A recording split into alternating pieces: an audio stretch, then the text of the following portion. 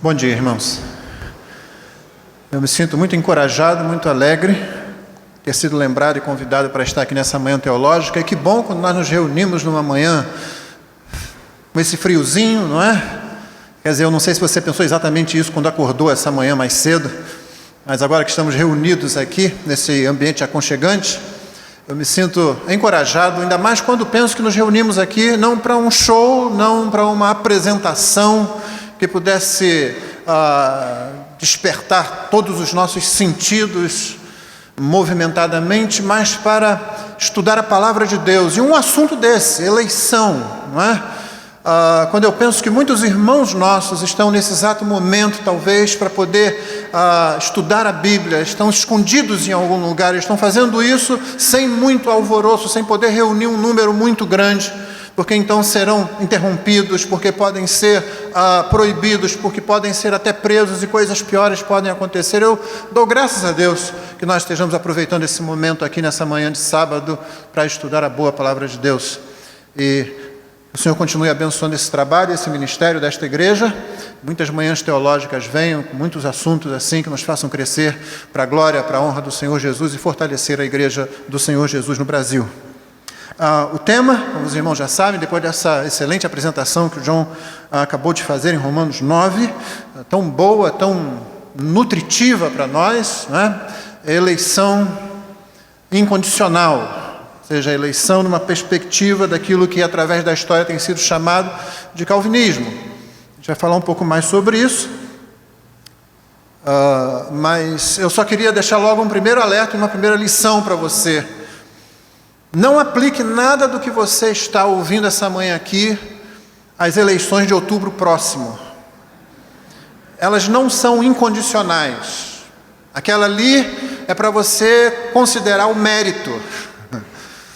Aqui nós estamos falando de graça. Ali não. Então, quando você tiver que participar das nossas próximas eleições, por favor, não aplique os princípios aqui. Lembre de justiça, né? Mas não aplique o conceito de incondicional, senão a gente pode cometer alguns erros. Eu espero que você busque ao Senhor e faça isso em outros critérios, ainda que orientado pelos princípios que nós estamos aprendendo da palavra de Deus. Vamos ao tema. Eu vou fazer da seguinte forma nos próximos minutos, irmãos. Primeiro, vou dar uma pequena entrada com relação à abordagem do assunto, da questão, não somente da eleição, mas de qualquer questão que traga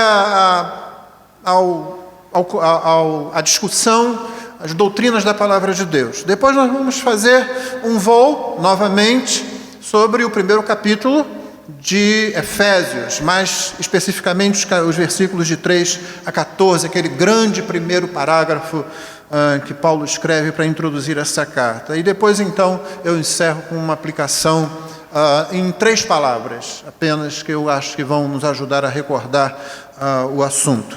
Então, primeiro vamos abordar a questão e em 2 pontos.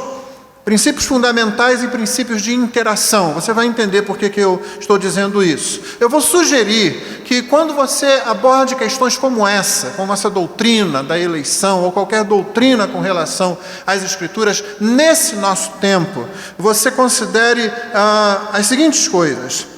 Primeiro, que nós precisamos dar respostas bíblicas às questões que enfrentamos. A segunda coisa é que nós precisamos dar respostas sérias às questões que enfrentamos. A terceira coisa é que nós precisamos dar respostas honestas às questões que enfrentamos. Deixe-me elaborar um pouquinho cada uma dessas. Primeiro, precisamos começar a dar respostas bíblicas. Se você está aqui nessa manhã, então eu entendo que essa é a vontade que você tem, esse é o desejo do seu coração, mas creia-me, não é isso que você vê no grande cenário do Evangelho no Brasil hoje. As respostas bíblicas estão sendo consideradas como antiquadas e mesmo como empecilhos, como obstáculos. É interessante que numa recente, mais ou menos recente discussão que levou a uma decisão de uma denominação do nosso país sobre ministério feminino, o presidente começou a discussão dizendo assim: olha, essa discussão não será teológica.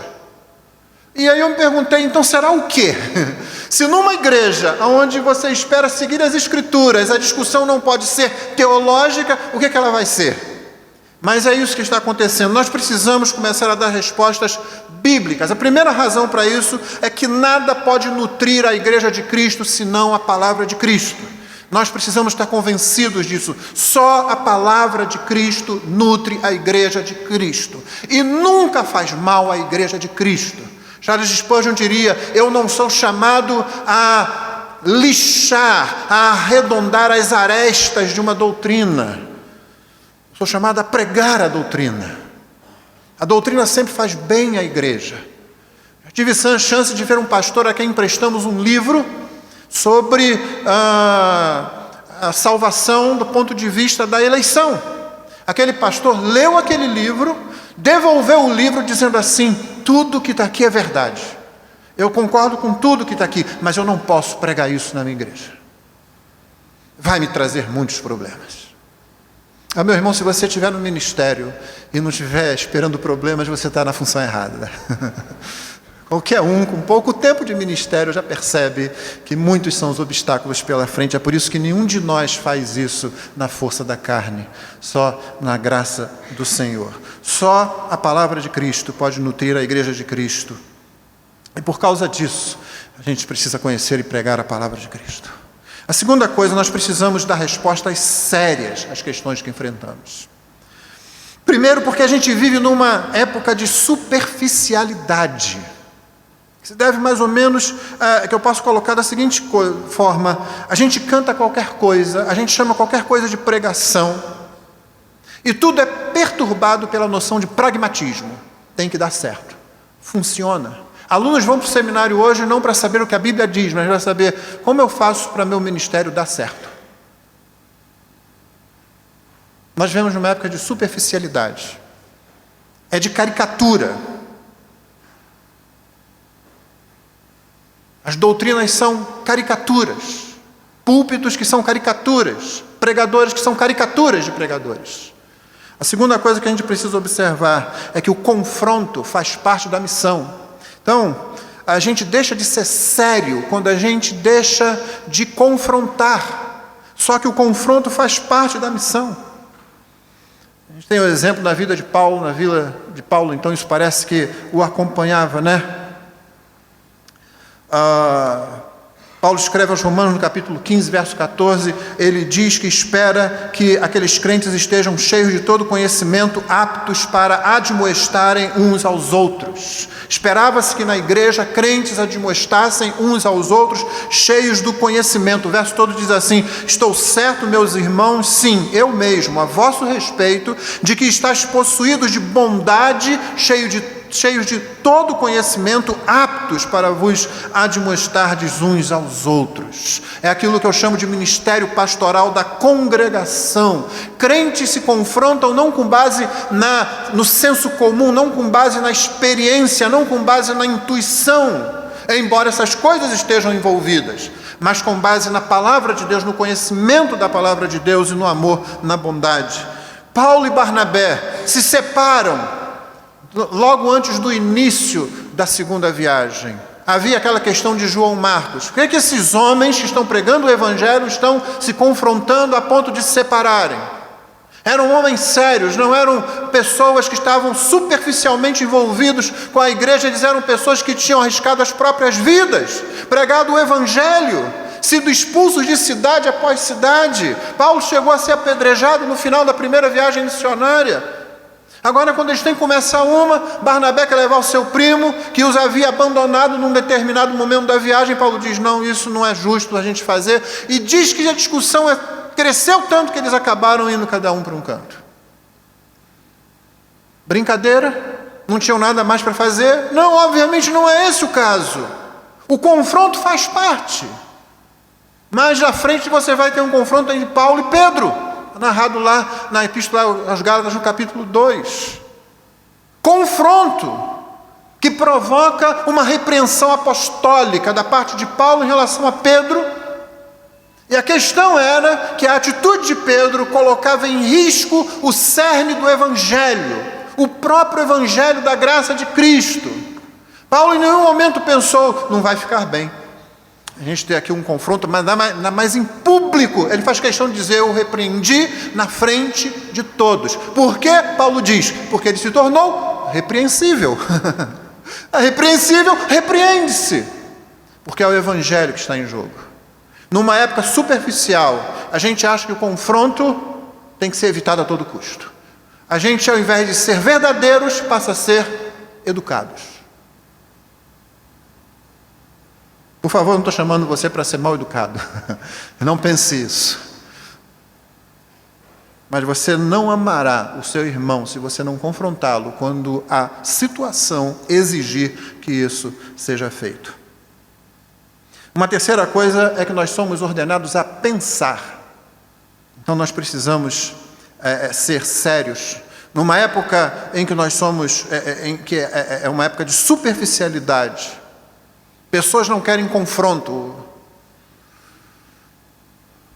A Bíblia ainda nos chama a pensar. Olha só o que a Bíblia diz, por exemplo, para uns poucos textos. Salmo 119, meditarei nos teus preceitos, as tuas veredas terei respeito, terei prazer nos teus decretos, não me esquecerei da tua palavra. Ele diz que vai meditar, ainda no Salmo 139, verso 17 e 18, que preciosos para mim, ó Deus, são os teus pensamentos e como é grande a soma deles. Se os contasse, excedem os grãos de areia, contaria sem jamais chegar ao fim. São imensos, são infinitos. Mas ele sabe disso porque ele considerou os decretos de Deus. Marcos 12, amarás, pois, o Senhor teu Deus de todo o teu coração, de toda a tua alma, de todo o teu entendimento. É o Senhor Jesus falando. 1 Coríntios 14, 20, irmãos, não sejais meninos no juízo. A palavra pode ser traduzida como no pensar. Na malícia, assim, sede crianças, quanto ao juízo, sede homens amadurecidos. 1 Tessalonicenses, com relação à questão da profecia, que era importantíssima no Novo Testamento, na igreja local, Paulo diz, julgai todas as coisas, retende o que é bom. Esse texto não está jogado ali, ele está no contexto de você ouvir, e pelo que a gente aprende da primeira carta aos Coríntios, dos profetas ouvirem o que outros profetas estão dizendo e julgarem. A congregação segue o mesmo papel. Você não ouve simplesmente e diz, então é. Você não, será que é? Vamos ver se realmente é, porque a coisa é séria. É o evangelho. E por último, 2 Timóteo 2,7, Paulo diz a Timóteo, pondera o que acabo de dizer, porque o Senhor te dará compreensão em todas as coisas. Pondera, a palavra às vezes pede um pouco de força, ela parece muito leve, na verdade significa, pensa sobre isso, considera essas coisas com intensidade. Não lê apenas, pensa sobre isso. Então, nós somos chamados para a seriedade, não a superficialidade, para o confronto muitas vezes e para pensar sobre a palavra de Deus, porque precisamos dar respostas sérias. E a última coisa, precisamos começar a dar respostas honestas às questões que enfrentamos. Por respostas honestas eu quero dizer, irmãos, que nós somos desafiados a nos comprometermos com as nossas afirmações. Não como aquele pastor que recebe um livro que é convencido de que aquilo é bíblico, mas diz, eu não posso pregar isso na igreja porque isso vai me dar problema. O Senhor Jesus diz sim, sim, não, não. Não é? Uma das ideias é que você se compromete com o que você diz. E a carta aos Hebreus faz menção àquela raiz de amargura. Né? O texto ali, para que não haja nenhuma raiz de amargura que brotando venha a perturbar e muitos sejam contaminados, não é uma ideia de raiz de ressentimento. Isso é tirado lá do livro de Deuteronômio. A ideia é de um pensamento reservado, de uma reserva mental. Em Deuteronômio é dito assim, você ouve a palavra dessa maldição, mas diz assim, se abençoando a si mesmo. Não, nada disso vai me acontecer. Eu vejo as maldições propostas para aquele que se afasta de Deus e ignora a sua lei, mas secretamente eu digo, não, isso não é sério, não, eu não preciso disso, não, eu posso ficar aqui só com o meu pensamento. E aí o texto de Deuteronômio diz, uma raiz de amargura, de algo amargo no meio do povo de Deus começa a crescer. Muita gente se esconde atrás, então, dessa falta de comprometimento.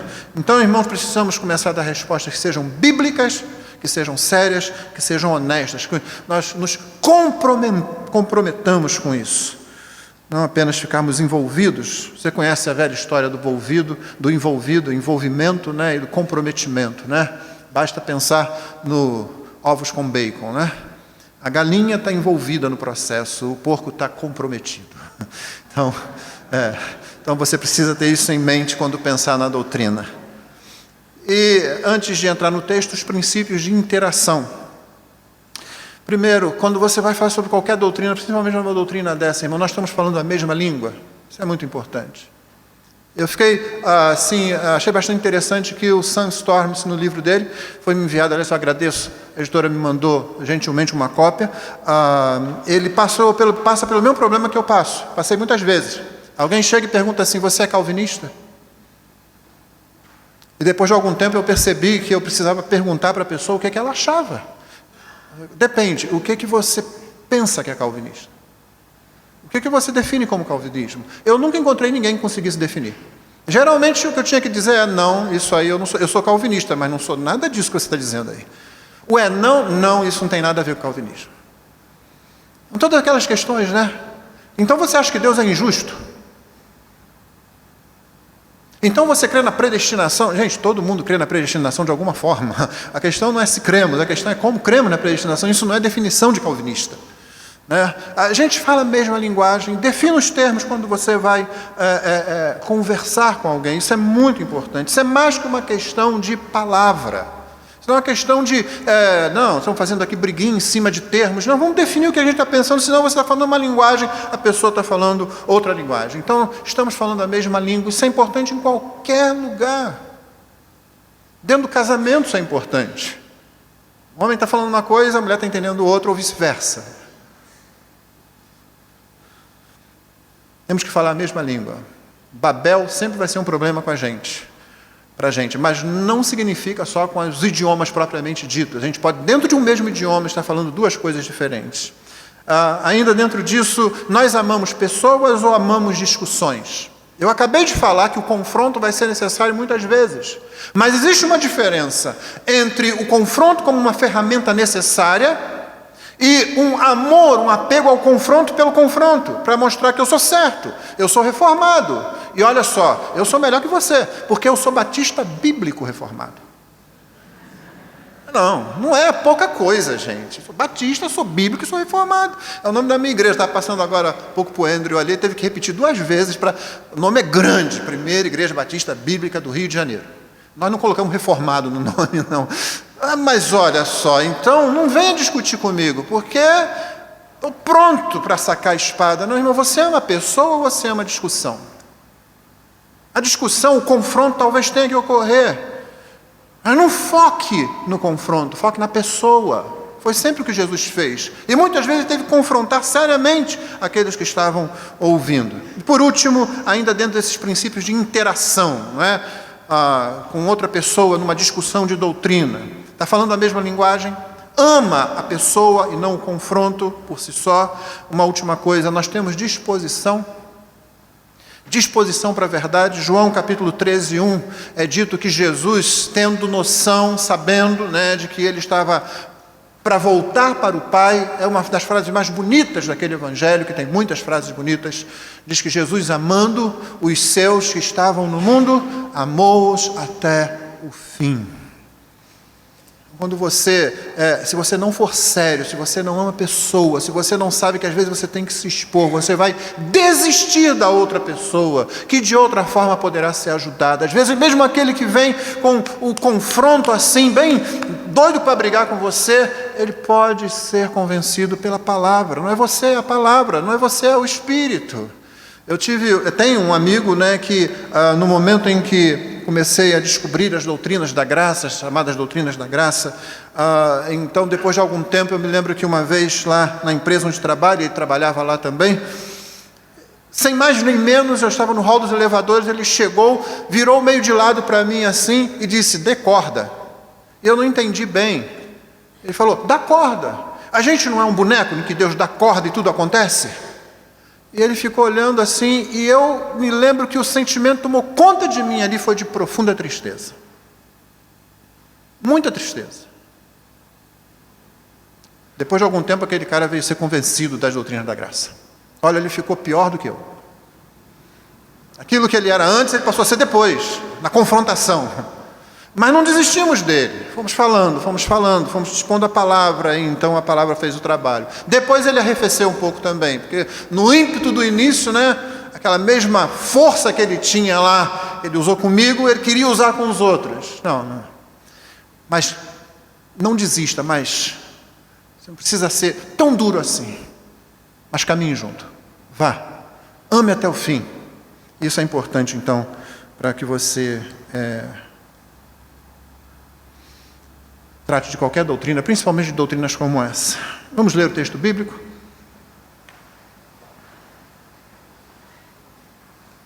Carta aos Efésios, capítulo 1, versículo 3. Eu estou lendo na versão revista e atualizada.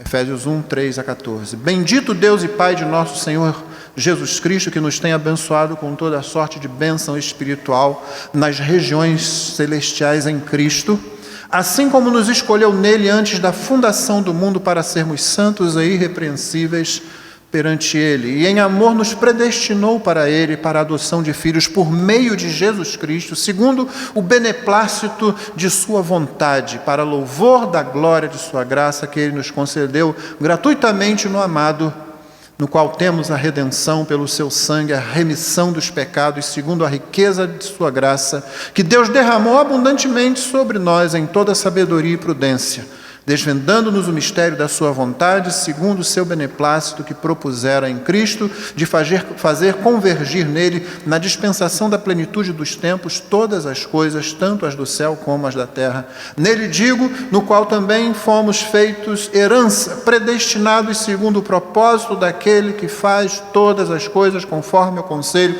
da sua vontade, a fim de sermos para louvor da sua glória, nós os que de antemão esperamos em Cristo, em quem também vós, depois que ouvistes a palavra da verdade, o evangelho da vossa salvação, tendo nele também crido, fostes selados com o Santo Espírito da promessa, o qual é o penhor da nossa herança até o resgate da sua propriedade em louvor da sua glória. Amém.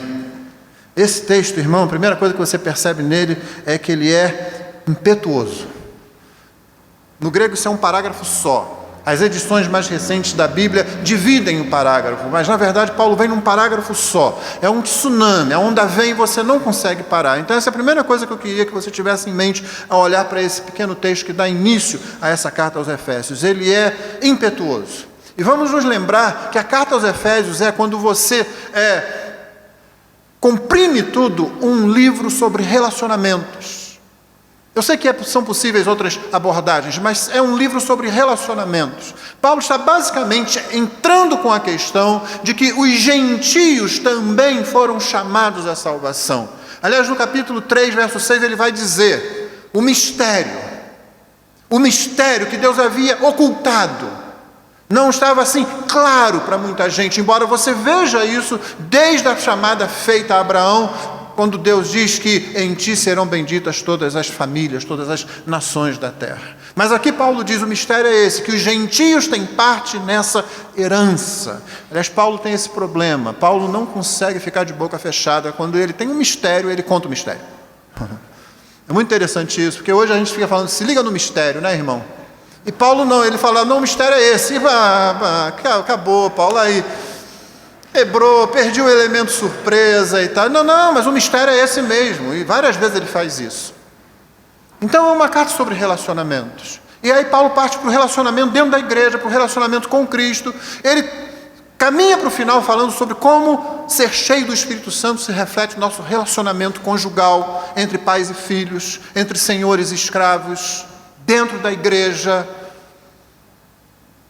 E Paulo começa esse livro com esse salmo. Ok, eu estou abusando um pouco. Mas é um salmo. Se algo no Novo Testamento pode ser comparado a um salmo, essa entrada à carta aos Efésios. Que você viu, é uma avalanche, é um tsunami, é impetuoso, como eu falei, vem varrendo você, levando você cada vez mais para cima depois de ter derrubado você. Joga você no chão, depois eleva você em direção à glória de Deus. O texto também é trinitariano. Versículo 3 é referência a Deus, o Pai. Versículo 5, o Senhor Jesus Cristo. Entre o versículo 3, o Espírito Santo. É um texto trinitário, é bonito. Por isso que ele se assemelha à construção de um salmo em certo sentido. Ele é trabalhado, ele não foi simplesmente jogado aqui. O Pai, o Filho e o Espírito estão presentes aqui. É dito que o Pai elege, escolhe, desde antes da fundação do mundo. A redenção, a remissão dos pecados é feita no Filho. E o Espírito Santo, nele nós estamos selados. Ele é o penhor do resgate da herança. É um texto trinitário. O Pai, o Filho e o Espírito Santo. Que maravilha, não é? Você vê só, é palavra de Deus, arrebatadora, esteticamente bonita. É uma pena que hoje se dê à estética um valor tão perturbado pelo conceito de beleza que está no mundo. Deus é o Senhor da beleza. Aliás, só existe beleza nele. Qualquer outra coisa é um arremedo.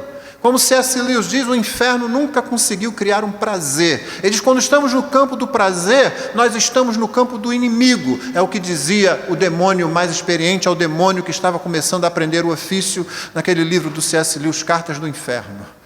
O prazer é de Deus, a beleza é de Deus, a alegria é de Deus, irmãos. Tudo que o inferno consegue fazer é adulterar isso. Então hoje você tem um conceito de beleza que faz com que muitos crentes pensem que Deus não tem nada com beleza, com estética. Tem, não nos termos em que o mundo tem. Basta você começar a ler Gênesis. É dito ali que as frutas, de acordo com a sua espécie, são colocadas lá. E quando você olha a criação, você não vê um cubo cinza, preso numa árvore cinza, com uma plaquinha do lado dizendo, tem todos os nutrientes que você necessita. Ponto. Não, você vê uma árvore verde com flores que varia durante a época, com frutas de tamanhos diferentes, formas diferentes, sabores diferentes, odores diferentes, atraentes. Você tem metais preciosos, pedras preciosas, está tudo lá, para que o homem vai saber usar isso, vai utilizar isso. Beleza, como aqui nesse salmo. Eu tenho que policiar, senão eu sou tentado a ficar parado aqui e o nosso tempo urge, né? Essa é uma vantagem que eles têm na África. Se você vai em alguns lugares da África pregar, eles esperam que você pregue pelo menos umas 2 a 3 horas. Se pregar 45 minutos, eles vão dizer, você mas parou? Por quê?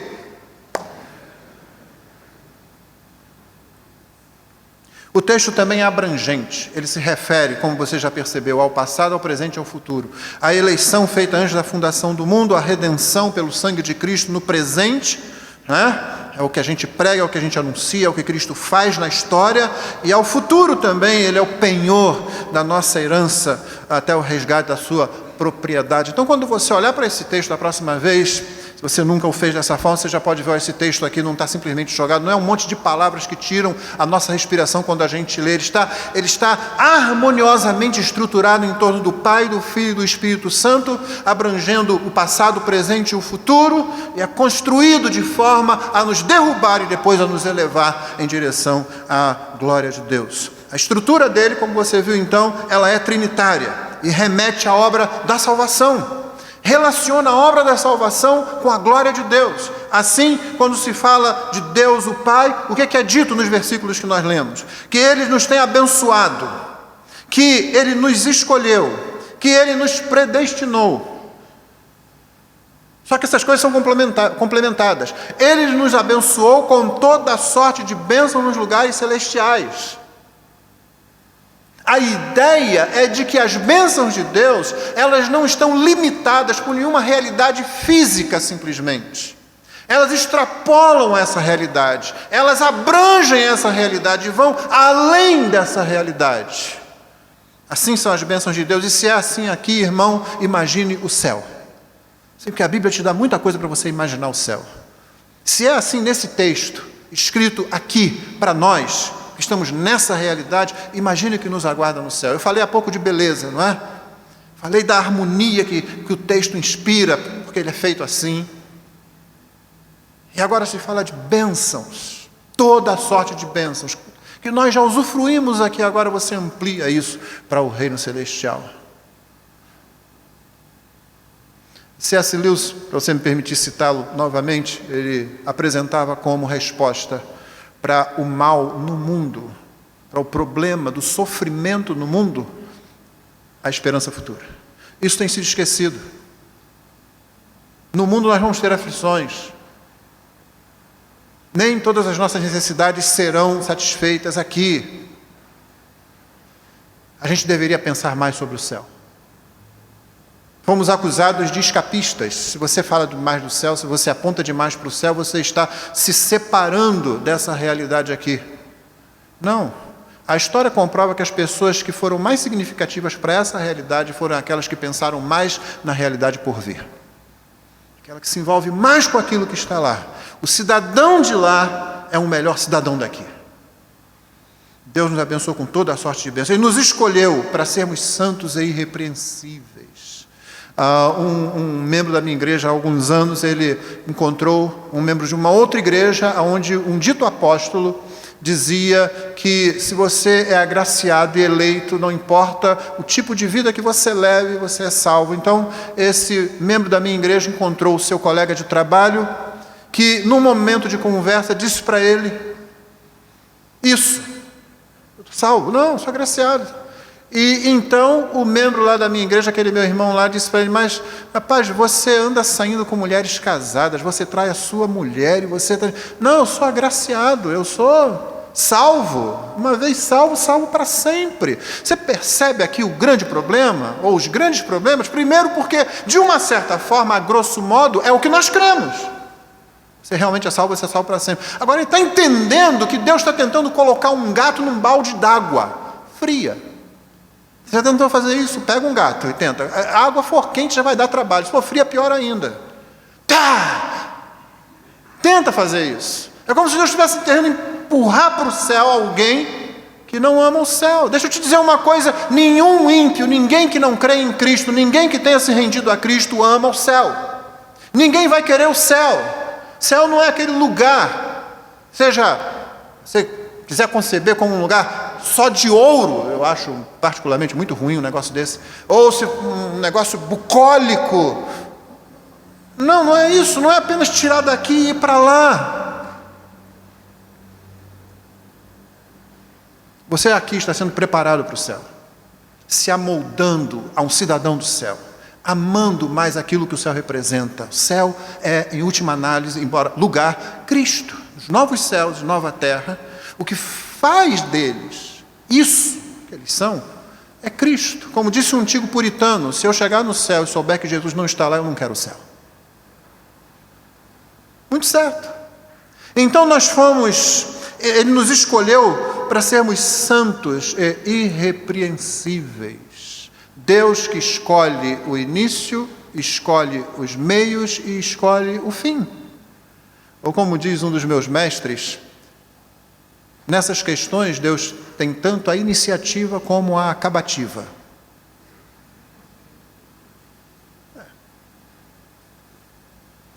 Deus nos predestinou, Deus o Pai nos predestinou para a adoção de filhos.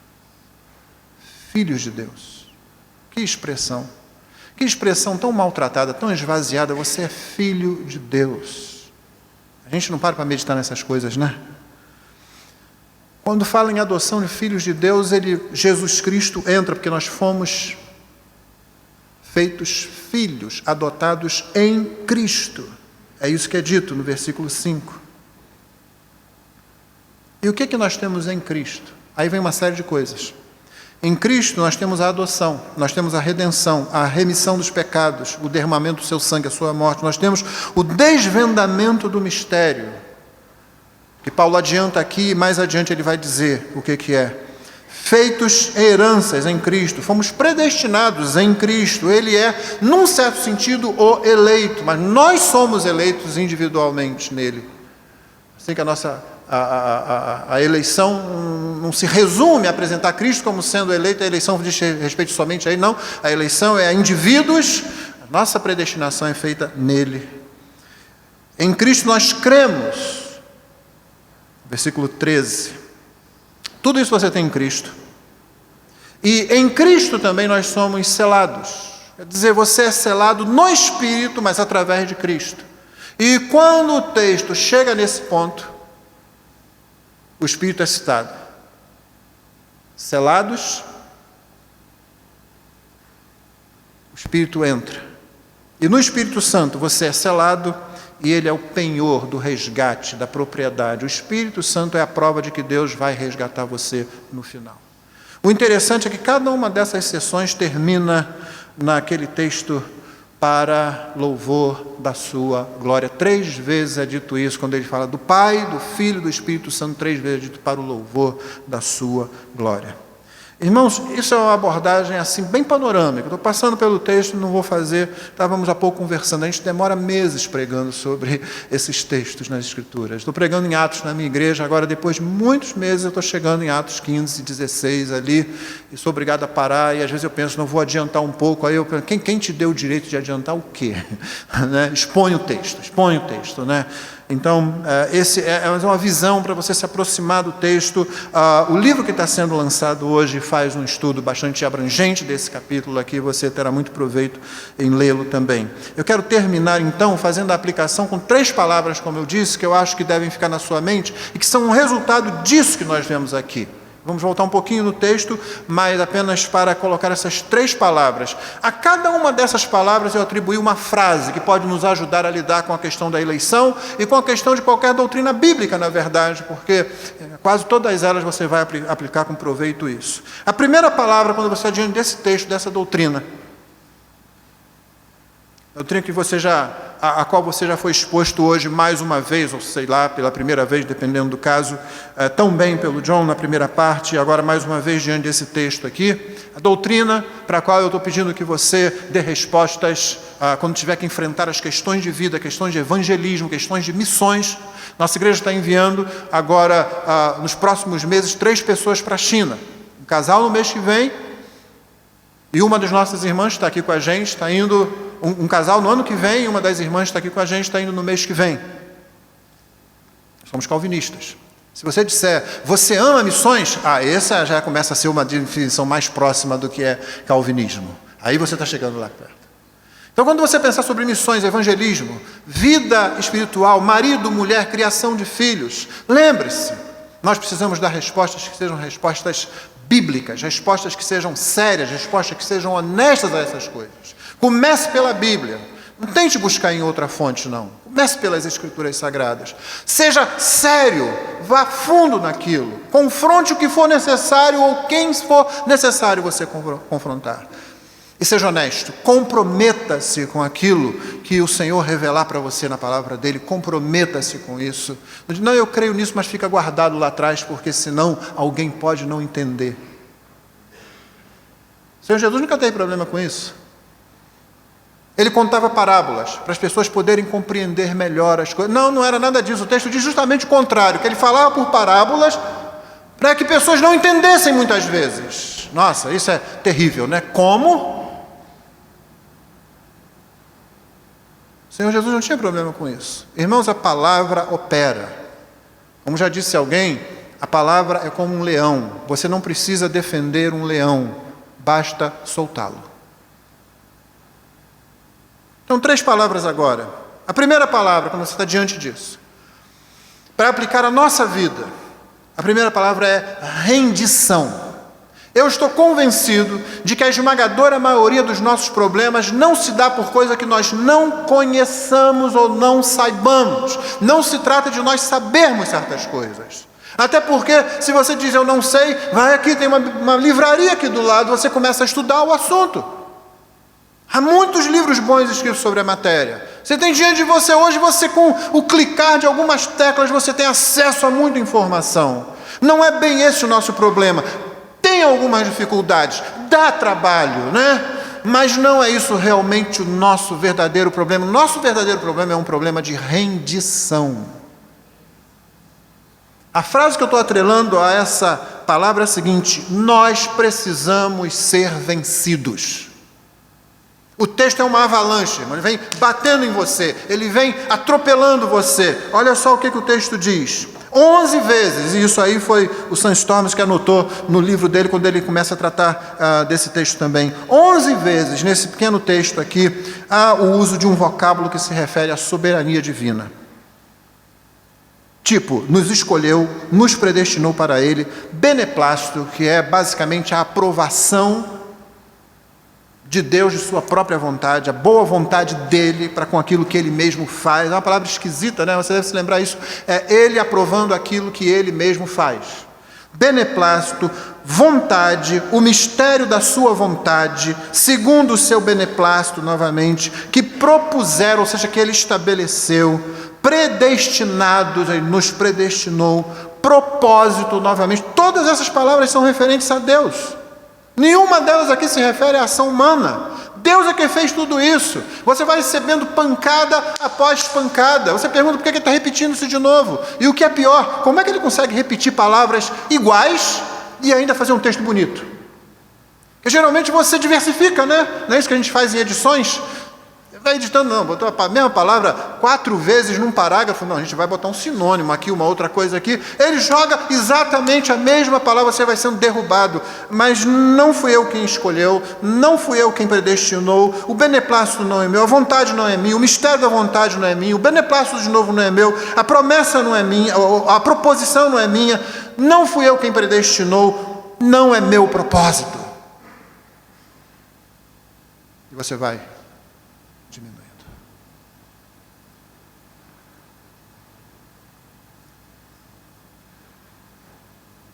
Isso foi feito antes da fundação do mundo. A gente faz a mesma pergunta que Deus fez para Jó, né? Onde estava você quando... Você lembra que depois daquele diálogo com Jó, Deus falando ali para ele, aí Jó, ao final do seu livro, ele diz assim: antes eu te conhecia de ouvir. Eu fico aterrorizado cada vez que leio o capítulo 42 de Jó. Porque quando inicia o livro, Deus dá testemunho de Jó. Toda a conversa dos amigos de Jó durante o livro são para mais ou menos dizer assim: Jó, você pecou. E Jó dizia: é óbvio que eu pequei, eu sou pecador, mas eu não pequei para isso que está acontecendo. É isso que eu não entendo.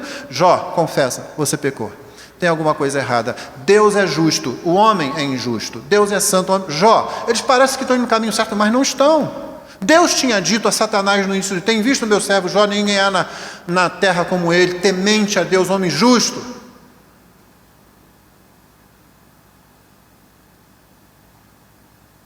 Quando chega no capítulo 42, o que você lê lá? Antes eu te conhecia de ouvir falar. Eu penso: e eu, como é que eu fico nesse negócio? Se eu fizer uma escala ali, aí eu paro e desisto disso, até porque esse não é o propósito do texto. Onde estava você?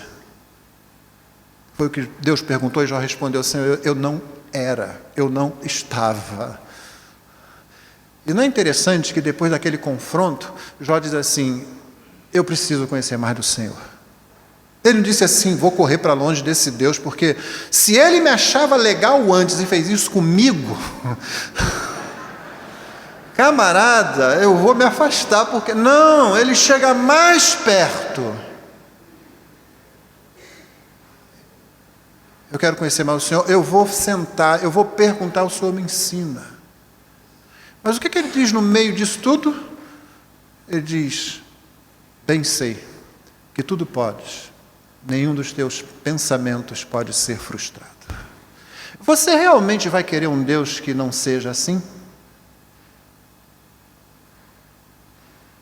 Eu estava lendo o site do Designing God agora essa semana, tinha lá no blog um artigo dizendo assim: um Deus legal é um Deus fraco. Muito interessante. Você se lembra do filme dos Vingadores? Quando o Hulk pega o Loki, Loki diz para ele assim: eu sou um Deus, ele pega e pá, pá, pá, pá, pá. Deus fraco. Você quer um Deus desse tipo? Como foi dito aqui muito apropriadamente na palestra anterior, quando você tira de Deus a sua soberania, você esvazia o culto. Aí você tem que colocar outra coisa no culto. A gente precisa começar a pular, a gente precisa começar a quicar de cabeça para baixo, a gente tem que elevar o volume, né? O que sobe não é o louvor, o que sobe é o volume da caixa de som. O texto vai nos derrubando, né? E uma última coisa para, ainda pensando sobre rendição, os propósitos são todos de Deus. Eles dizem respeito a nós, eles fazem bem a nós, mas os propósitos são todos de Deus aqui. O texto não diz nada de propósito de quem quer que seja, a não ser Deus. É para o meu bem, age em relação a mim, mas é tudo de Deus. Então a primeira palavra é essa, irmão, rendição. Você e eu precisamos ser vencidos.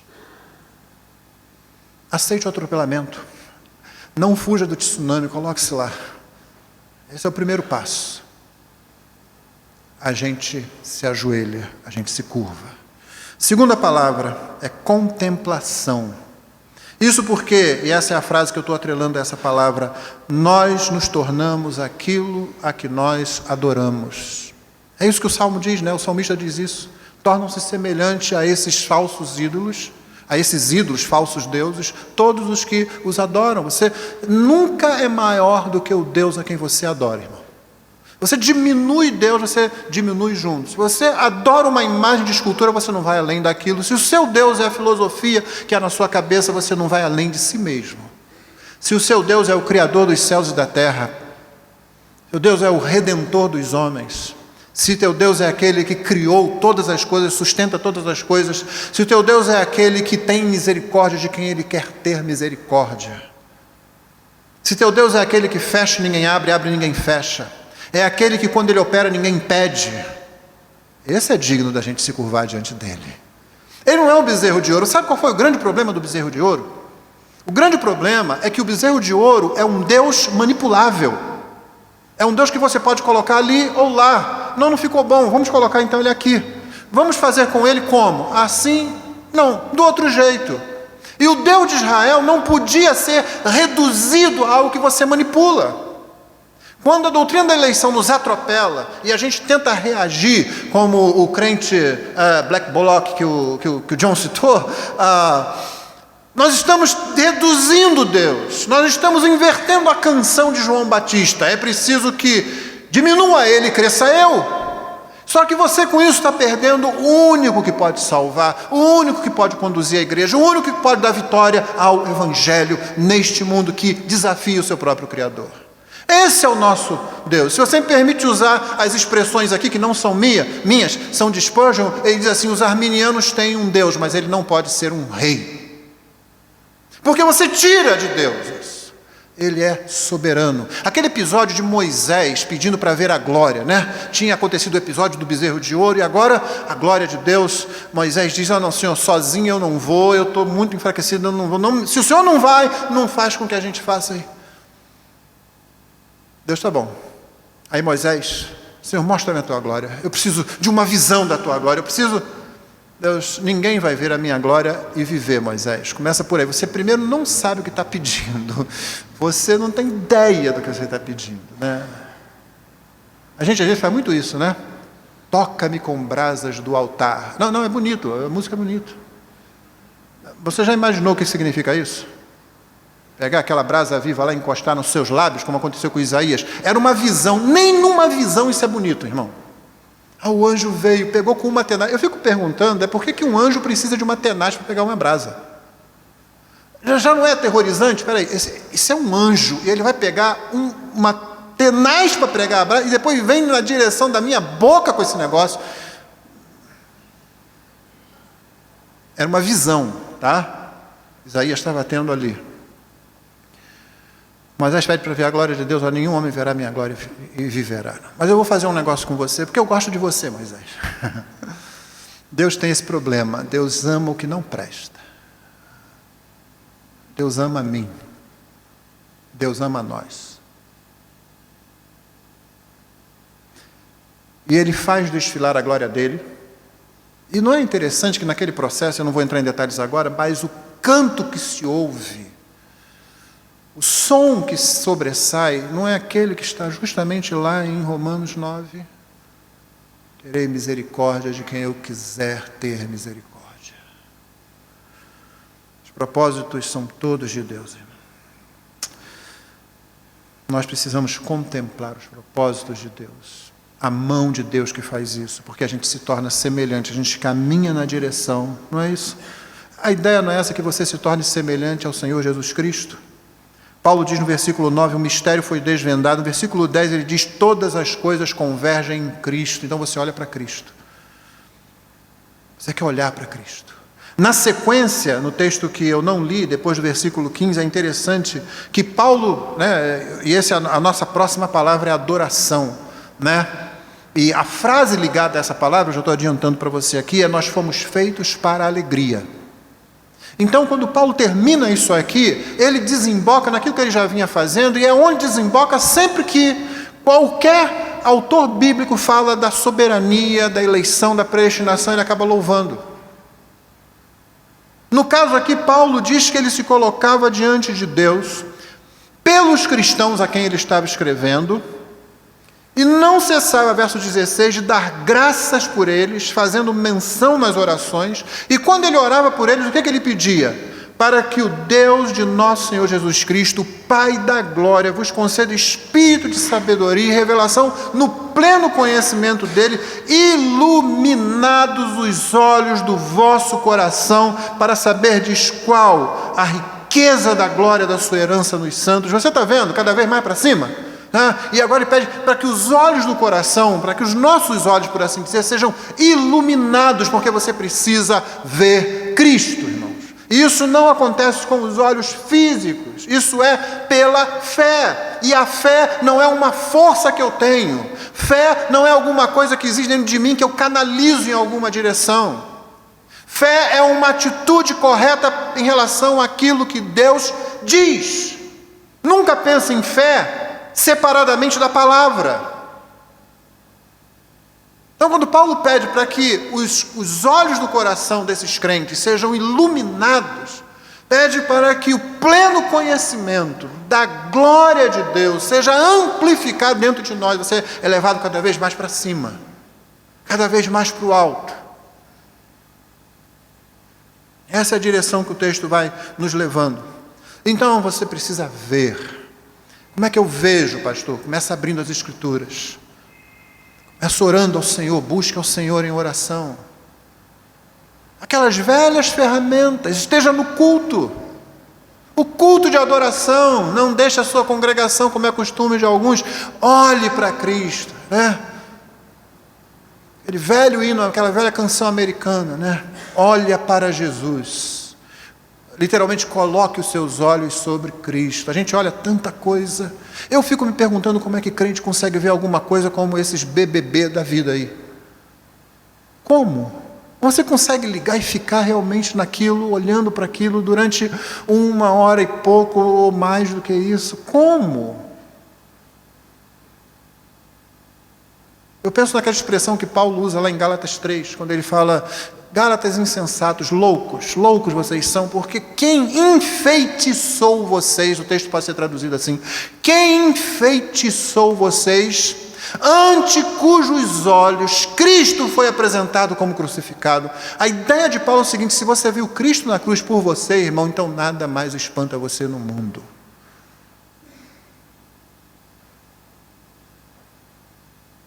É como que foi dito, a questão não é como Deus pode salvar pecadores, mas como Ele pode salvar seja lá quem for. Por que Ele pode salvar alguns? Não, por que Ele começou a pensar em salvar? Como? Nós nos tornamos aquilo a que adoramos. Qual é o Deus que você adora? A última palavra é adoração. Nós fomos feitos para a alegria. E como eu disse, Paulo termina o texto em alegria. A grande sessão de Romanos 9 a 11 termina naquele hino de alegria que já foi citado aqui. Esses servos de Deus não pararam para discutir: meu Deus do céu, e agora o que eu vou fazer? Eu oro pelos perdidos, eu prego o Evangelho. Não, a ideia é a seguinte: vamos cantar, vamos louvar, vamos nos curvar, vamos adorar, vamos dizer, Senhor, o Senhor é digno. Esse não vai ser o canto lá no Apocalipse. Tu és digno, Senhor, porque tu és digno de receber o louvor. Eles olham para o Cordeiro ali, porque foste morto e com o teu sangue compraste homens e mulheres de toda a nação, tribo e língua. Aquilo que foi prometido lá em Gênesis é cumprido finalmente na consumação, e eles terminam em louvor. Sempre assim. Aquele hino que nós cantamos, pelo menos cantamos na igreja, talvez os irmãos cantem aqui: grandes são as tuas obras, Senhor Deus Todo-Poderoso, justos e verdadeiros são os teus caminhos. Você se lembra do contexto disso no Apocalipse? É o contexto em que Deus está finalmente executando o seu juízo. Não é porque alguém prosperou financeiramente, não é porque alguém foi curado de alguma coisa, é porque os juízos de Deus se manifestaram sobre os ímpios. Quando nós cantamos aqui, ele adquire um contexto diferente, porque seria falta de sensibilidade nossa. A morte de uma pessoa que não tem Cristo deve nos causar imensa tristeza. Mas, irmãos, em última análise, a morte de alguém que rejeita Deus é uma afronta a Deus. É como se aquele louco estivesse dizendo assim: eu prefiro o inferno ao Senhor.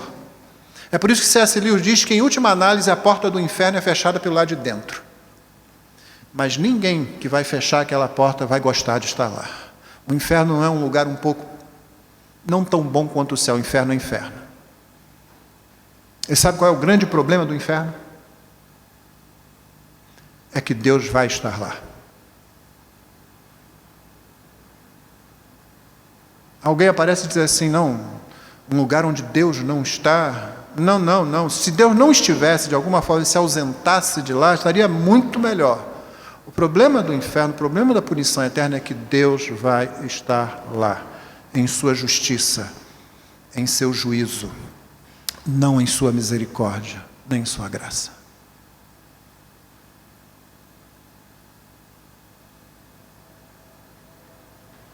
Nós não fomos feitos para isso. Nós fomos feitos para o louvor da sua glória. Você e eu fomos feitos para a alegria. O Senhor Jesus disse aos seus discípulos no Evangelho de João: tenho-vos dito estas coisas para que tenhais alegria e a vossa alegria seja completa. Jesus não quero pouca alegria, não, eu quero muita alegria. Alegria plena. Por isso estou dizendo isso. Liguem-se no que eu estou dizendo para que a alegria de vocês seja completa. Ainda mais que eles estavam para passar por um momento em que Jesus seria crucificado e estaria um pouco ausente. Irmãos, relembre essas 3 palavras aqui. Primeiro, rendição. Eu e você precisamos ser vencidos. Segundo, contemplação. Você se torna aquilo a que você adora. Terceiro, adoração. Você foi feito para a alegria. Quando você olha para um texto como esse, você tem um Deus soberano. Louve ao Senhor. Você se coloca diante dele e louva. Você se levanta da avalanche, do tsunami que derrubou você, e você se levanta em louvor e em adoração ao Senhor Deus. E convida outros. Não é interessante que muitos salmos têm isso? Toda a terra, vinde. Muitos salmos têm o chamado: venham, adorem com a gente, aproximem-se. É nisso que dá quando você começa a pensar sobre eleição incondicional, sobre como Deus, em sua soberania, decidiu salvar pecadores que mereciam outro destino, o destino da punição eterna. Mas, particularmente, isso me toca quando eu penso que Ele decidiu me salvar. Quando eu penso que o Senhor Jesus não deixou uma lista em branco, na qual eu duvidosamente colocaria o meu nome. Mas quando Ele morreu naquela cruz, Ele pensou em mim, no meu nome. Não na possibilidade, mas em mim. O Pai deu, eu resgato. O Espírito aplica essa obra e nós somos salvos. Deus nos abençoe.